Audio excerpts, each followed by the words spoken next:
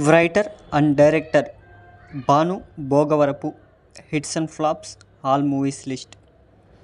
Number 1 వివాహ భోజనంబు. ఈ movie 2021లో release అవ్వడం జరిగింది. ఈ మూవీకి స్టోరీ రైటర్గా వర్క్ చేశారనమాట.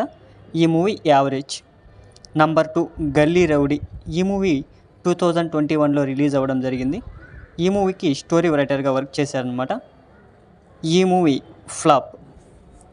నంబర్ 3 సామజ వరగమన. ఈ మూవీ 2023లో రిలీజ్ అవ్వడం జరిగింది. ఈ మూవీకి స్టోరీ రైటర్గా వర్క్ చేశారనమాట. ఈ movie super hit. Number 4 Geetanjali మళ్ళీ వచ్చింది.